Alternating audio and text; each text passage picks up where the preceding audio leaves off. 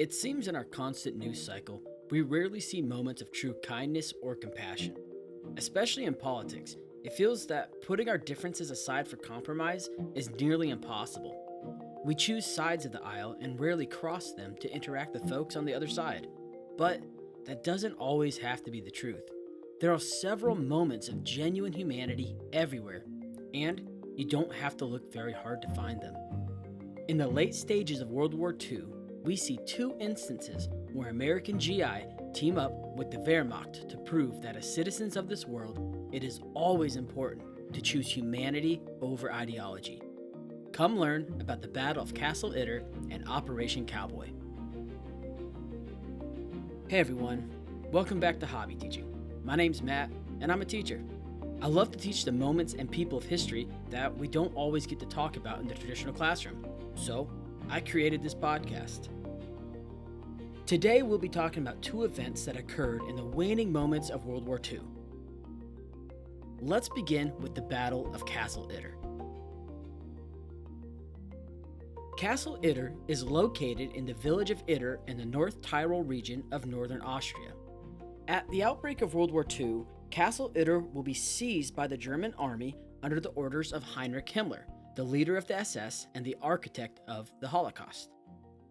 By 1943, the castle would become a prison under the Dachau concentration camp administration and would become home to many high-profile prisoners.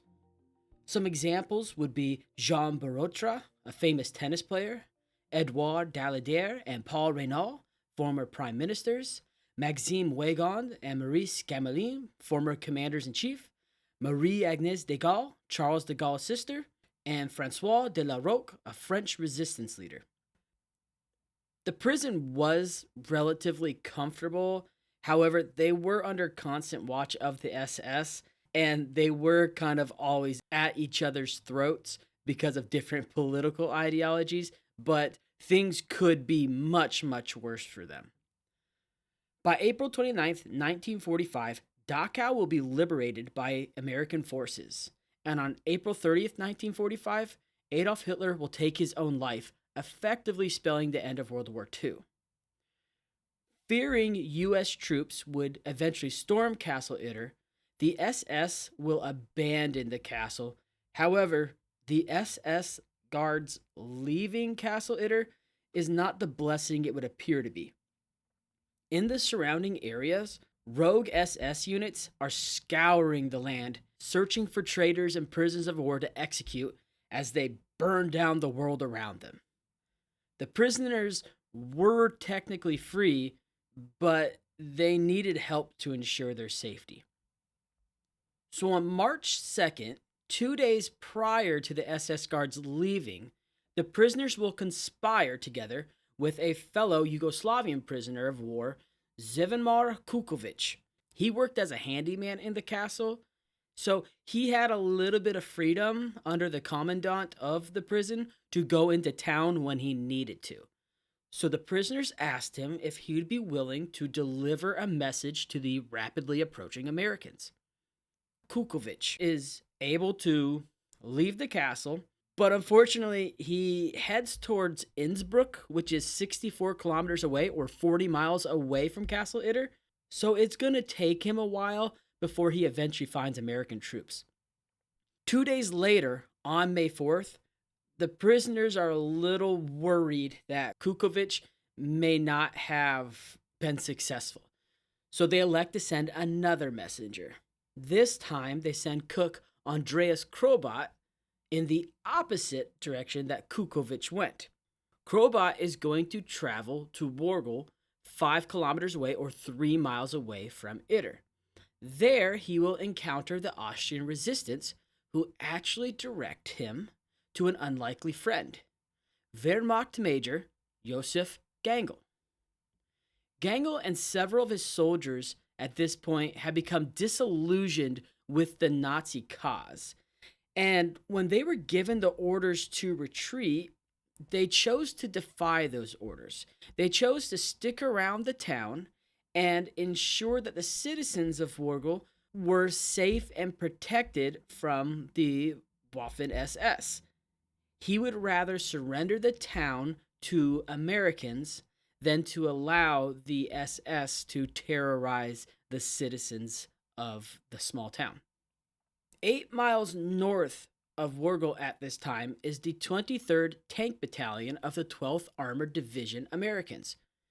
They were idle, waiting for relief, when Major Gangle approaches Commander Lieutenant John C. Lee, also known as Lieutenant Jack. Lieutenant Jack Lee hears the story from Crowbot and from Gangle and asks for permission from the American headquarters to see if he can break off and help the prisoners of war at Castle Itter. And he's given permission. He is told that he can leave with 4 tanks to help free the prisoners from the castle. So he sets off.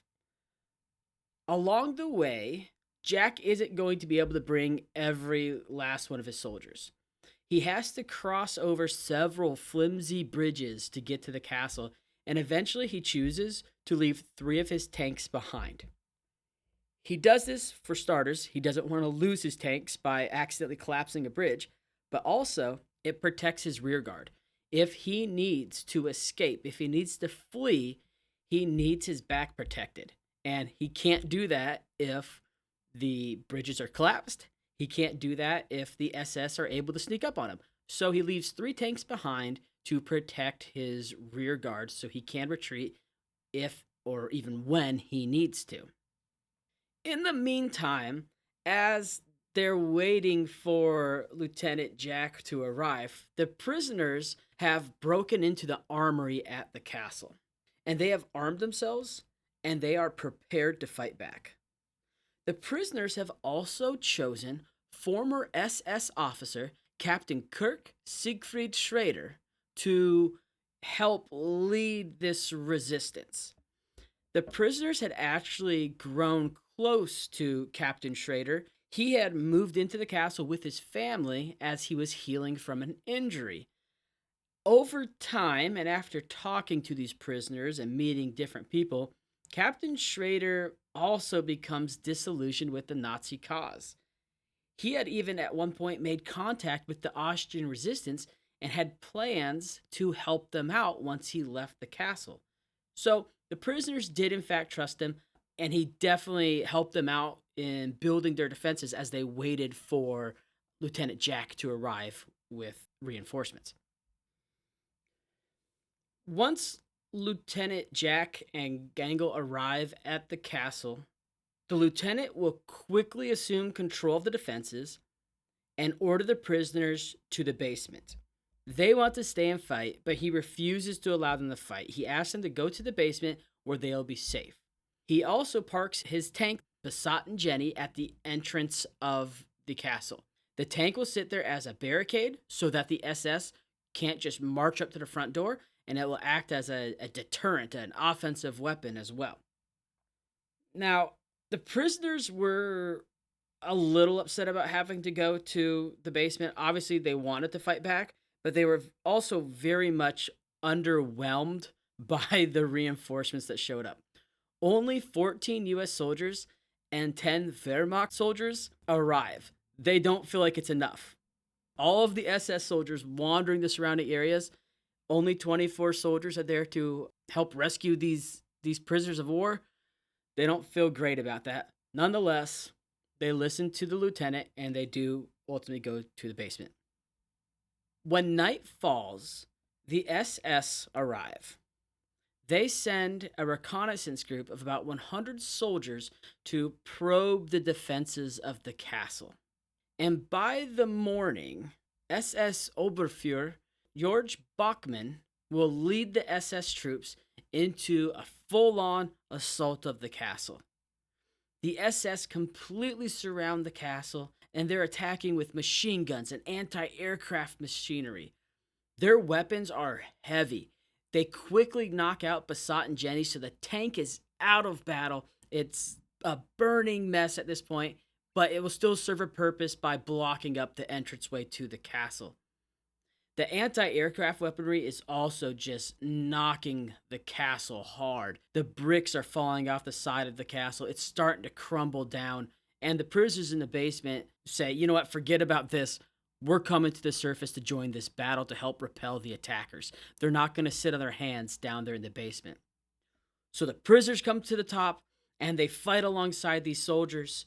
And former Prime Minister Paul Reynaud is fighting back and he's in the line of fire. And it's at this point Major Gangle will rush to move the Prime Minister out of the line of fire. And at that point, he is shot and killed by a sniper round. And just as all seems to be lost, as their defenses start to fall, they've took the loss of Major Gangle, the 142nd Infantry Division arrives. And by a stroke of luck, they make contact. They make a phone call and they get in contact with Lieutenant Jack, and they're in communications about what the next steps are. Unfortunately, just as Lieutenant Jack is telling the 142nd Infantry where the SS are positioned, the SS cut the telephone wire. So they are out of contact. Out of ammo and desperate at this point, Jean Borotra, the tennis star, decides not to allow fate to decide what happens here. He jumps over the walls of the castle and he sprints through the lines of SS soldiers to make contact with the 142nd Infantry Division. As he arrives, Borotra has to convince them, first of all, that he is a Frenchman and he's not an enemy, and he's actually recognized by the future Premier of Quebec, René Lévesque, who convinces U.S. soldiers that he is, in fact, the very famous tennis player at the time. So he informs the infantry where the SS are, and then he demands that they give him a United States Army uniform because he's not going to hang back and watch the fighting happen. He's going to join, and he's going to fight, and he is going to free the castle from the SS soldiers.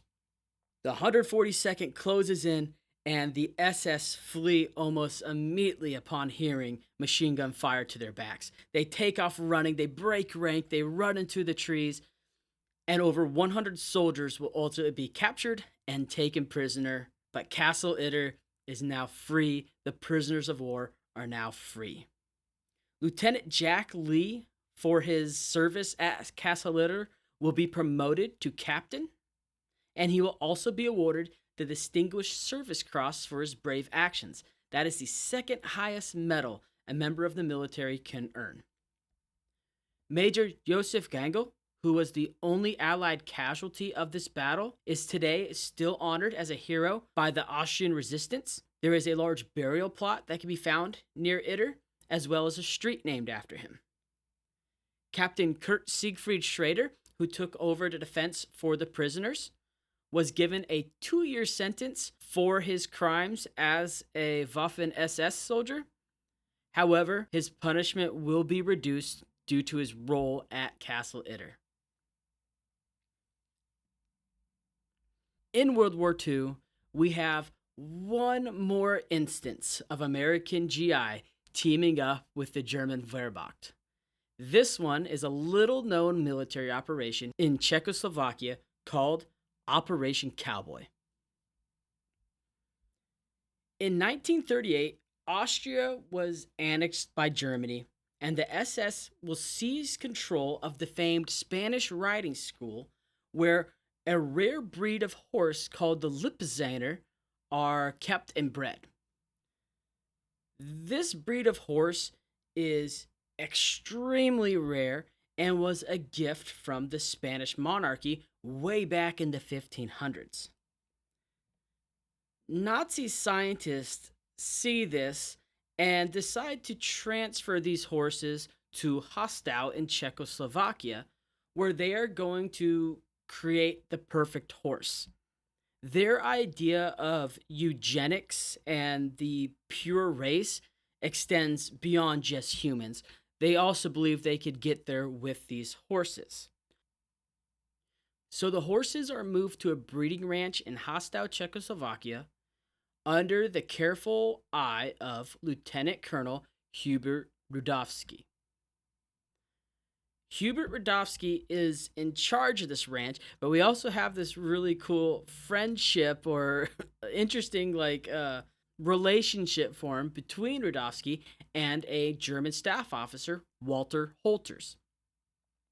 Walter Holters was flying back to Germany when his plane runs out of fuel and he lands at the ranch. And he quickly befriends Hubert Rudofsky because they both absolutely love the horses. Why does this matter? Why are we talking about this? Because Rudofsky is going to run into a bit of a predicament here. The United States is closing in from the west. The Red Army is closing in from the east. And in the surrounding area, the Waffen SS are also crawling through the hills and every which way. What Rudofsky knows is that this war is coming to an end. And if he waits for the Red Army to arrive, the Red Army will most likely slaughter the horses. They have already done it once. He doesn't want to leave the horses to that fate. He understands that one of the best options would be to go to the United States Army and surrender the horses to them, because the United States will at least take care of the horses. But if he does that, if he surrenders, the Waffen SS, who are everywhere, he knows that the SS will show up and will execute him as a traitor. And so he really doesn't know what to do. And this is where Walter Holters comes in. Walter Holters, a general staff officer, is technically a higher rank than Rudofsky. But through this friendship that they formed, he does kind of convince Rudofsky to go ahead and approach the United States Army. He helps facilitate that. He doesn't want to make it an order. He doesn't want to try to force Rudofsky to do it. He uses his friendship to try to convince him to save the horses. Rudofsky and Holters will decide it is the best decision to go ahead and try to contact the Third Army under the leadership of U.S. General George S. Patton. Rudofsky will first make contact with Colonel Charles H. Reed of the 2nd Cavalry. Reed pulls on the heartstrings of General Patton, who, in 1912, competed in the pentathlon. He loves horses. So Reed pulls on those heartstrings and says, there's these horses, let's go get them. They're rare, they might go extinct. And Patton says, quote, get them, make it fast. Colonel Reed and Lieutenant Colonel Rudofsky have to navigate 3 obstacles to make this happen. Number 1, U.S. forces are going to have to cut through 20 miles of German-controlled territory, mainly the 11th Panzer Division and the 37th SS Volunteer Cavalry. We've already talked about the SS. They are fanatical about this Nazi ideology. They're fanatical about maintaining this Third Reich. The Panzer Division is important to talk about because Panzers, that's their armored division. That's their tanks. And if you know anything about World War II, the Panzers, the German Panzers, are extremely difficult to defeat. Their tanks are much better than anything the Allies can offer. So that's a big hurdle in trying to sneak past these Germans to save these horses. And once you get the horses, there's not a lot of sneaking that can take place at this point. The second obstacle is many of these mares are pregnant or they just had babies. Transportation is going to be difficult. They're not going to be able just to sprint those 20 miles. They're going to have to load these horses up onto trucks and then corral the rest of them and just kind of walk them those 20 miles.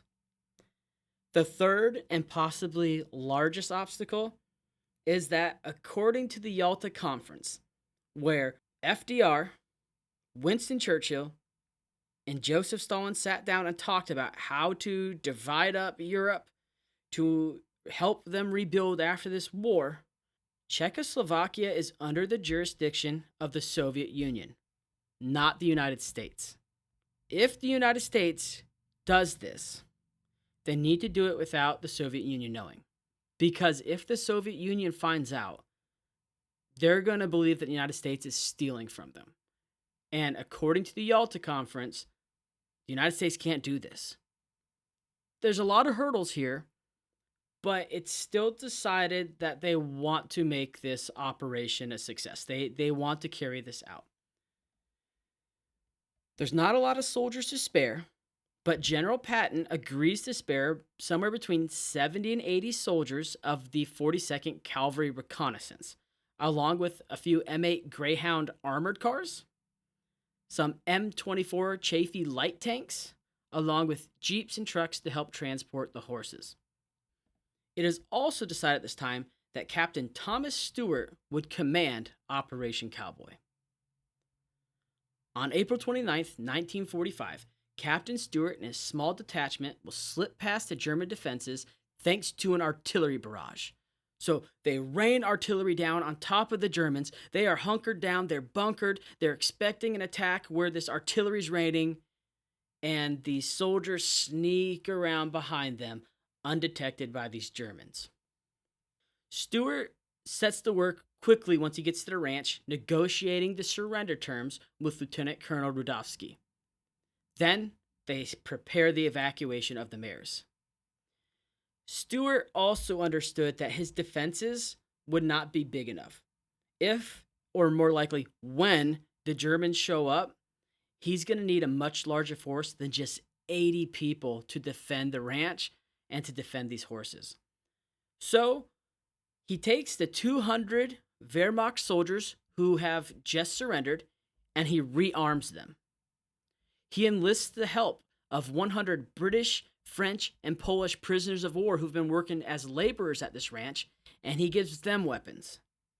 And then another unlikely ally shows up, the 1st Cossack Cavalry Group, an anti-communist Russian army who once fought for the Nazis, wants to ally with the Americans now. That one's a little complicated. They had fought for the Nazis at one point because they were anti-communist. They didn't want to fight for the Soviets. But now that the war's over, they know that if the Red Army catches up to them, they will be executed. So they choose to, the enemy of my enemy is my friend. They choose to go to the United States and ally with them.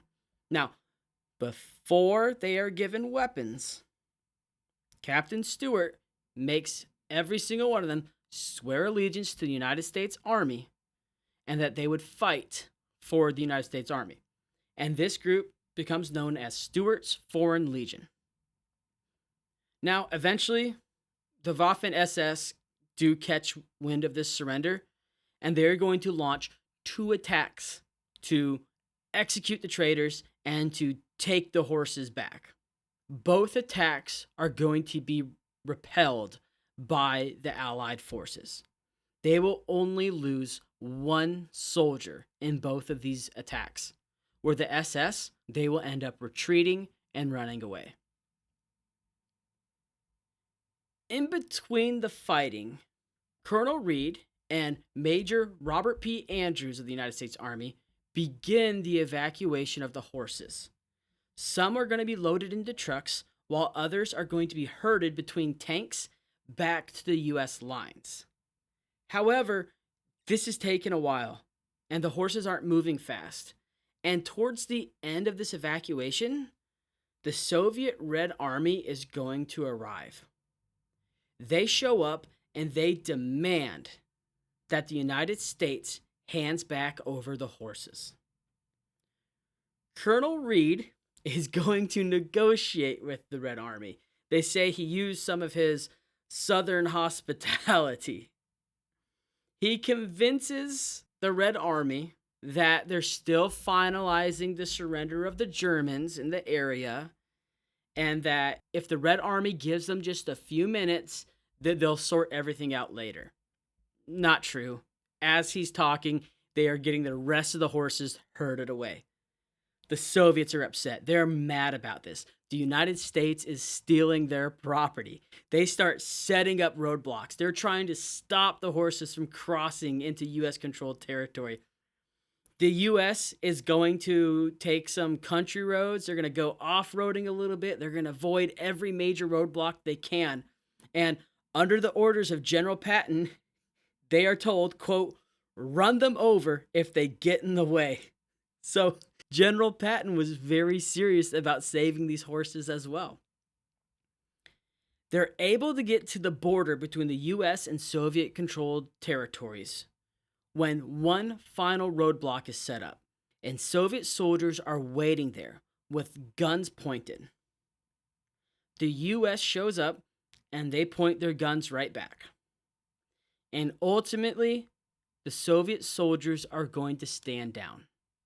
Germany has not completely and fully surrendered yet.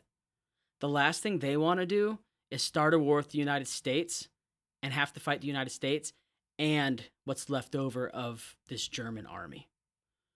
So in total, 1,200 horses were saved, including 300 of the precious Lippizaners. Had Radowski not approached the United States and had General Patton not taken any interest in this cause, the Lippizaner horses would most definitely be extinct today, ending a nearly 500-year-old bloodline of horses. And after the war is over, some of the rescued horses are actually going to be brought to the United States as a thank you, and their descendants are still here today. For their actions in Operation Cowboy, Colonel Reed will receive the Distinguished Service Cross, and Captain Stewart will receive the Silver Star. The one lone casualty of this battle, Private First Class Raymond Mans, who died protecting those horses, will also receive the Distinguished Service Cross. He is also honored in his hometown of Detroit, Michigan, with Mans Field, where young athletes learn the story of the brave soldier who saved the horses.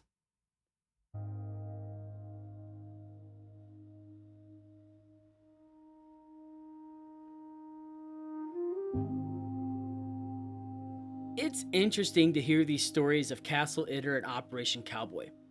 Growing up, we hear stories of war, and it's clear-cut who the good guys and who the bad guys are. The humanity of the world is often lost. We never really take in the totality of the loss of life or the horrible decisions soldiers are forced to make. These two stories put war back in perspective. That two opposing sides, who at one point would have surely tried to kill each other, could now team up to save the vulnerable from the fanatical and psychotic hands of the Waffen-SS, are stories that deserve to be told. History is sometimes really difficult to talk about. It becomes really difficult to pick out the good and the bad of it all because it's not always clearly black or white. It's oftentimes varying shades of gray. And surely there have already been episodes in this young podcast alone where we've had to question the morality of a historical figure who is portrayed as a hero, but they supported something evil like segregation or genocide. I wonder how we can view these Wehrmacht soldiers. How do we judge Lieutenant Colonel Radowski, who ultimately surrendered to the US to save the horses? Or Major Josef Gangel, who ultimately gave his life to protect the innocent from the SS? Perhaps we need to remember that they were people. Complex people with complex motives and complex beliefs. Our history textbooks spell out quite clearly who the good guys and bad guys are. But we as historians know better.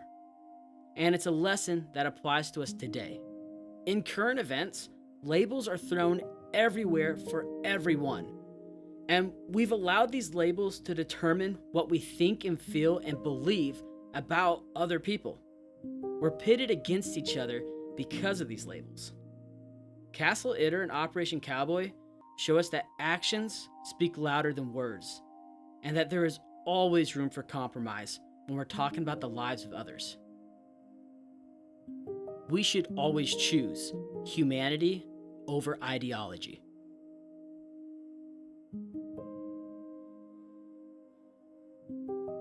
Thanks for listening, everybody. If you could, please like, comment, and subscribe. You can also find Hobby Teaching on Instagram. Also, if you like my podcast, please share it with others. If you would like to email me, my email is hobbyteaching@gmail.com. We're all teachers in this world, and I would love to hear and learn from you as well.